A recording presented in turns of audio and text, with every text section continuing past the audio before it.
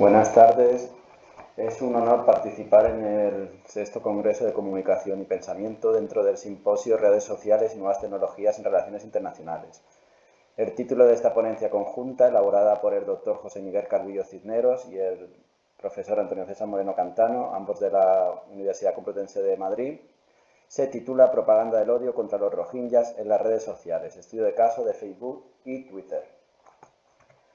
La persecución de los militares de Myanmar contra la población rohingya se enmarca en lo que se considera un crimen internacional. En ese sentido, la Corte Internacional de Justicia ha ordenado por unanimidad el cese inmediato de la violencia y la discriminación contra los rohingya y exhorta al Estado de Myanmar que adopte 4 medidas provisionales para proteger a esta población: abstenerse de matar, herir o traumatizar a los rohingya dentro de sus fronteras, de eliminar a toda la población o parte de ella y de imponer restricciones a su nacimiento.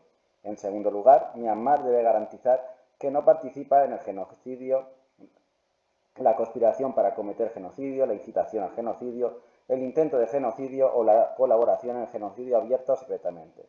Myanmar debe proteger todas las pruebas relacionadas con la acusación de genocidio y debe impedirse los intentos de destruirla. Y, finalmente, informar al tribunal de las medidas adoptadas a raíz de esta orden judicial.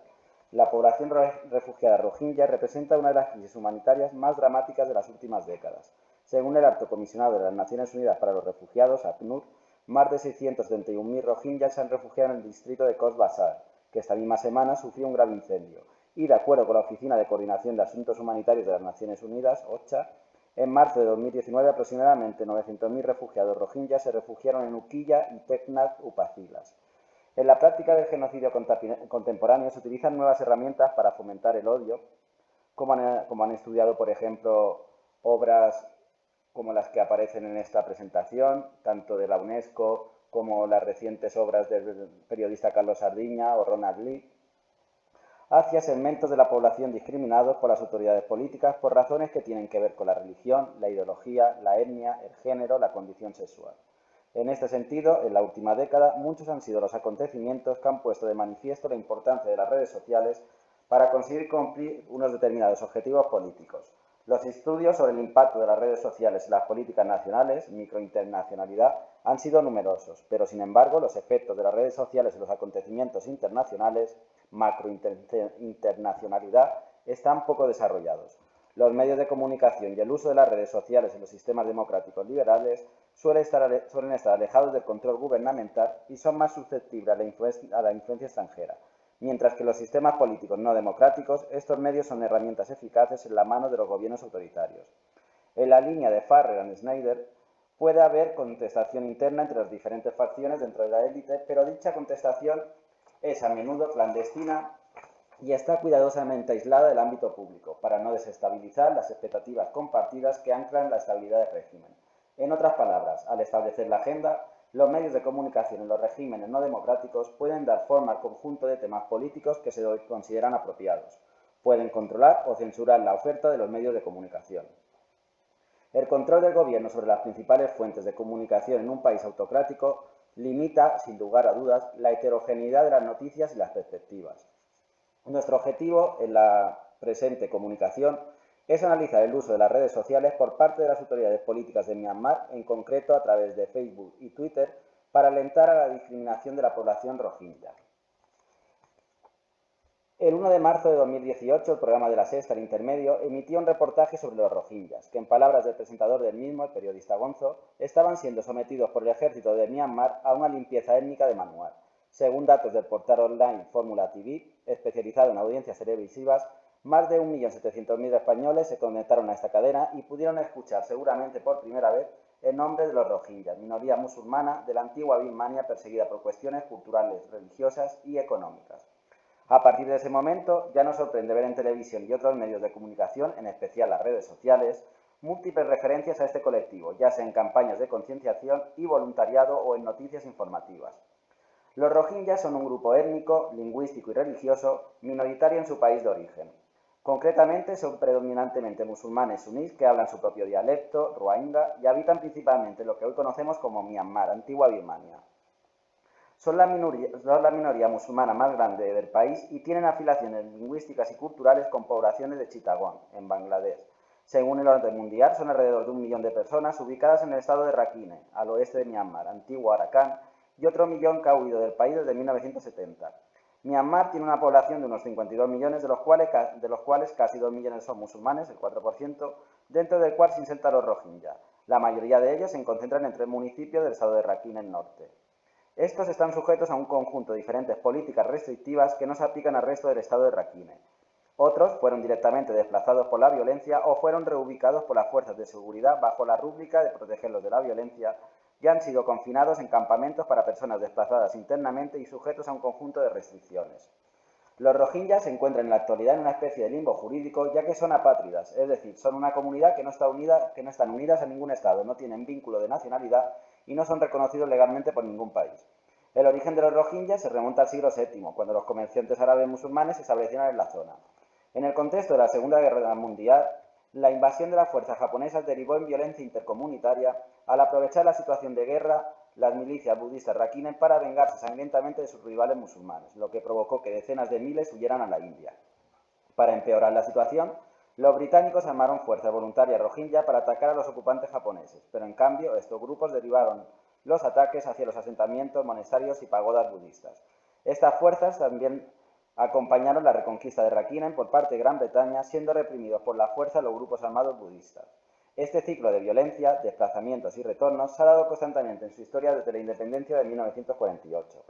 Así, a finales de la década de los 70, la dictadura militar socialista del general Ne Win lanzó la Operación Nagamir, Operación Rey Dragón, cuyo objetivo era designar a ciudadanos y extranjeros de conformidad con la ley y tomar medidas contra los extranjeros que se han infiltrado ilegalmente en el país. Es decir, despojar formalmente a los rohingya de sus derechos de ciudadanía al ser falsamente etiquetados como inmigrantes ilegales de Bangladesh. Dicha operación degeneró en una campaña generalizada de terror y violencia por parte de las poblaciones locales hostiles y el Estado contra los rohingya. La intención era expulsarlos en masa de Birmania Occidental y posteriormente legalizar el borrado sistemático de su identidad como grupo, legitimando su destrucción física. Consecuentemente, alrededor de 200.000 rohingya huyeron a Bangladesh. En la década de los 80, esta situación no cambió y en respuesta tanto a las repatriaciones de rohingyas como al fracaso de los esfuerzos diplomáticos con los países islámicos, se promulgó la fatídica Ley de Ciudadanía de 1982, todavía en vigor en la actualidad. Los ciudadanos plenos son los que pertenecen a una de las 135 razas nacionales. Dentro de las mismas no se reconocía la minoría rohingya. Por lo tanto, esta ley los despojó de su nacionalidad, los ilegalizó, siendo discriminados sistemáticamente por el Estado.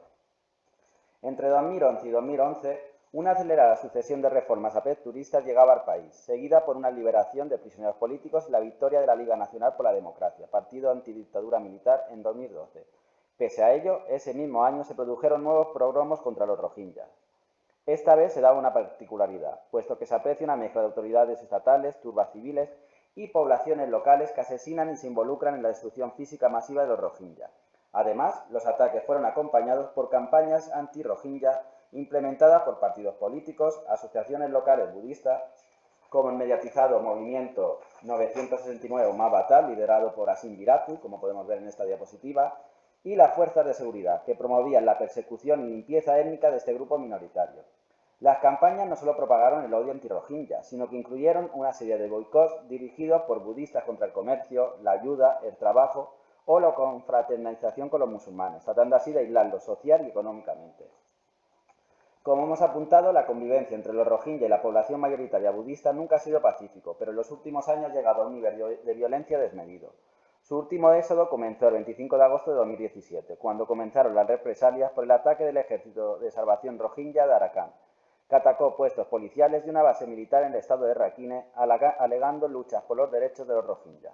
En pocas semanas, bajo el pretexto de operaciones de limpieza por parte del ejército de Myanmar, el famoso Tatmadaw, más de 600.000 rohingyas huyeron a través de la frontera con la vecina Bangladesh en medio de informes de asesinatos extrajudiciales, violencia sexual e incendios provocados por el Tatmadaw. Lo que ellos consideran una misión para librar al país de inmigrantes ilegales y terroristas ha derivado en la creación del campo de refugiados más grande del mundo, Cox's Bazar.